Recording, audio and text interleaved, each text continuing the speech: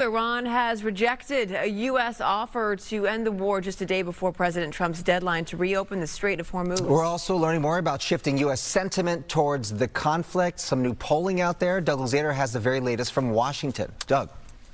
Bob and Jen, good morning. The president is posting about this on Truth Social about the whole situation involving Iran, saying that the regime there is begging to make a deal, he says, and they need to act quickly, or in his words, there will be no turning back. Searching for survivors in Iran after another strike.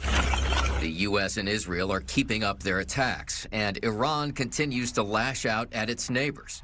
Smoke billowing over Kuwait International Airport after a drone attack. The cancer was Iran with a nuclear weapon, and we've cut it out. Now we're going to finish it off. President Trump, speaking at a Republican fundraiser last night, is saying the U.S. has made major progress in Iran, and he says Iran wants a deal. And they are negotiating, by the way, and they want to make a deal so badly, but they're afraid to say it, because they figure they'll be killed by their own people. But the president's 15-point plan to end the war was rejected by Iran. Iran's foreign minister said U.S. efforts to negotiate a ceasefire amount to an admission of defeat, and the regime is making counter demands, including reparations.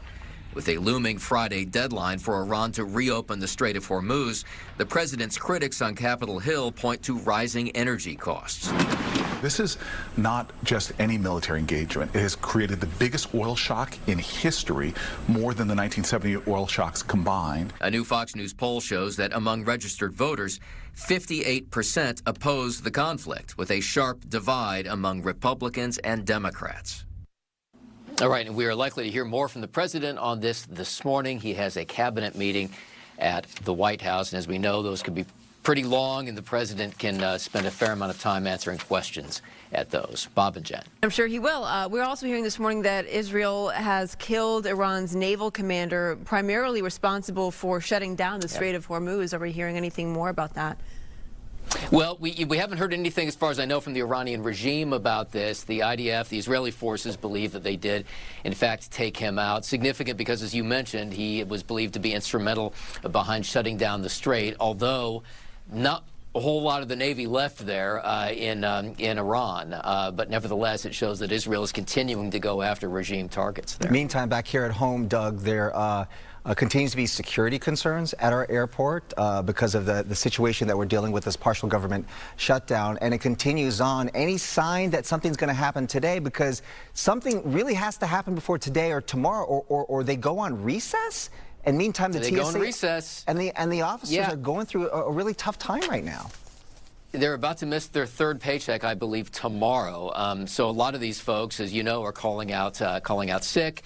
The absentee rate earlier this week had reached a little over 11%, but which doesn't sound horrible. It's high, but you look at specific airports, and in some instances, you have an absentee rate at almost 40%. So a lot of these airports are getting hit awfully, awfully hard. There is no deal in sight right now on Capitol Hill. Yeah, the TSA is reporting the longest wait times in history, and then you have lines 4 to 6 hours. Who has time to plan for a 4-hour wait like that? Yeah. You're going to see people missing flights all over the place. And what's notable is how radically this changes airport to airport.